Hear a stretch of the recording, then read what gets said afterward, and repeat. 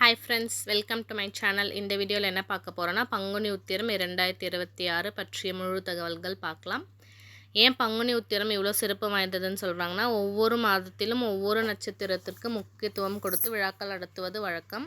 அதில் பங்குனி உத்திர நட்சத்திரத்துக்கு அதிக மகத்துவம் உண்டு. இத்திருநாளில்தான் மிக அதிகமான தெய்வ திருமணங்கள் நடைபெற்றுள்ளதாக புராணங்கள் கூறுகின்றன. 12வது மாதமான பங்குனியும் 12வது நட்சத்திரமான உத்திரமும் இணையும் புனிதமான நாள்தான் பங்குனி உத்திரம் என்று சொல்லப்படுது. இந்த விரதத்தை கல்யாண விரதம், திருமண விரதம் என்று கூறுவார்கள். சிவபெருமான் அன்னை பார்வதியோடு மணக்கோலத்தில் சுந்தரமூர்த்தி நாயக்கனாரோடு மதுரையில் காட்சி தந்தருளிய திருநாள்தான் இது. அன்னை மீனாட்சியை திருமணம் செய்து மீனாட்சி சுந்தரேஸ்வரராக காட்சி தந்ததும் இந்நாளில்தான். ஆண்டுதோறும் மதுரையில் இத்திருமண விழாவை பங்குனி உத்திரத்தன்று சிறப்பாக நடத்துகின்றனர். முருகன் தெய்வானையை இந்த நாளில்தான் திருமணம் புரிந்து கொண்டார். அத்துடன் வள்ளியின் அவதார தினமும் இது. ஸ்ரீரங்க மன்னர் ஆண்டாள் திருக்கல்யாண வைபவம் நடந்த நாளும் இதுதான். மகாலட்சுமி பங்குனி உத்திர விரதத்தை அனுசரித்துதான் ஸ்ரீ மகாவிஷ்ணுவின் மார்பில் உறையும் பாக்கியம் பெற்றாள். சீதாராமன் கல்யாணம் நடந்ததும் இன்றுதான். பங்குனி உத்திரம் என்பது பங்குனி மாதத்தில் உத்திர நட்சத்திரம் மற்றும் பௌர்ணமி திதி சேர்ந்து வரும் ஒரு சிறப்புமிக்க நாளாகும். இந்நாளில் பல்வேறு கோவில்களிலும் சிறப்பு பூஜைகள் மற்றும் திருவிழாக்கள் மிக விமர்சையாக கொண்டாடப்படுகின்றன. குறிப்பாக முருகன் கோவில்களிலும் சிவன் கோயில்களிலும் திருக்கல்யாணம், அபிஷேகம், ஆராதனை என 12 நாட்கள் பிரம்மோற்சவ விழாவாக மிக சிறப்பாக நடைபெறும். நல்ல மனவாழ்க்கை வேண்டுவோர் இந்த நாளில் சிவன், பார்வதி, முருகனை வேண்டி விரதம் மேற்கொள்கின்றனர். இந்நாளில் விரதம் இருந்து வழிபட குடும்ப பிரச்சனைகள் தீர்வதுடன் திருமணமும் கைகூடும் என்று நம்பிக்கை உள்ளது. அரசு வேலை, பதவி உயர்வு போன்ற நன்மைகளும் கிடைக்கும். கணவன் மனைவி ஒற்றுமை வேண்டி இந்நாளில் விரதம் இருப்பது சிறந்தது. முருகர் கோவில்களில் காவடி எடுத்தல், பால்குடம் எடுத்தல் மற்றும் திருக்கல்யாண உற்சவம் வெகு விமர்சையாக நடைபெறும்.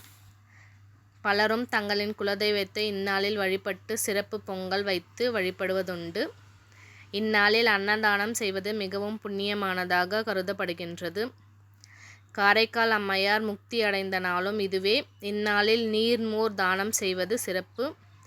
பங்குனி உத்திரத்தன்று வசந்த காலம் தொடங்குவதை குறிக்கும் வகையில் ஆலயங்களில் வசந்த உற்சவங்கள் கொண்டாடப்படுகின்றன. இந்த ஆண்டு பங்குனி உத்திரம் என்னைக்கு வருதுன்னு பார்க்கலாம்.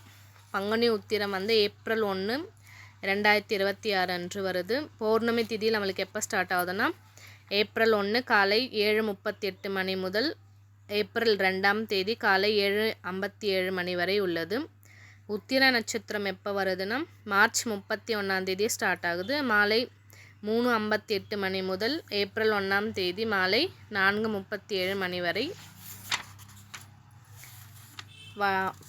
வழிபடும் நேரம் ஏப்ரல் 1ஆம் தேதி காலை 6 to 7:20 மணி முதல் 9:15 மணி முதல் 10:35 மணி வரை. இலை போட்டு வழிபடும் நேரம் மதியம் 1:35 மணி முதல் 2 மணி வரை. இதை செய்ய முடியாதவர்கள் மாலை 6 மணிக்கு மேல் பூஜை செய்யலாம். வழிபாட்டு முறை: காலையில் எழுந்து நீராடி முருகப்பெருமான் அல்லது சிவன், பார்வதியை நினைத்து விரதத்தை தொடங்கி மாலை சிறப்பு பூஜைகள் மற்றும் திருக்கல்யாண வைபவத்தை கண்டு பொங்கல் வைத்து விரதத்தை நிறைவு செய்யலாம். முருகன் கோவிலுக்கு சென்று அர்ச்சனை செய்ய வேண்டும். பால், பழம், தேங்காய் கொண்டு அபிஷேகம் செய்யலாம். திருப்புகழ், கந்த சஷ்டி கவசம், கந்தர் அலங்காரம், கந்தர் அனுபூதி பாடல்கள் பாராயணம் செய்யலாம். இதை படிக்க முடியாதவர்கள் ஓம் சரவண பவ மந்திரத்தை சொல்லலாம். இந்நாளில் வழிபாடு செய்தால் தம்பதியருக்குள் அன்பு அதிகரிக்கும், குடும்பத்தில் அமைதி நிலைக்கும், திருமண தடை நீங்கும், பாவங்கள் நீங்கும், நல்ல பலன் கிடைக்கும், வாழ்க்கையில் நல்ல முன்னேற்றம் கிடைக்கும். பங்குனி உத்திரம் என்பது தெய்வ சக்தி, திருமண பாக்கியம், குடும்ப நலன் ஆகியவற்றை தரும் மிக புனிதமான நாள். இந்நாளில் மனதார வழிபட்டால் வாழ்வில் நல்ல மாற்றங்கள் ஏற்படும். இந்த புனித நாளில் முருகப்பெருமானின் அருள் அனைவருக்கும் கிடைக்கட்டும். எல்லோரும் மன நிம்மதியுடன் ஆரோக்கியத்துடன் வாழ இறைவனை வேண்டிக் கொள்வோம். முருகருக்கு பிரசாதமாக சர்க்கரை பொங்கல், தேனும் தினைவானமும் செய்து படைக்கலாம். முருகனின் அருள் எல்லாருக்கும் கிடைக்கட்டும்.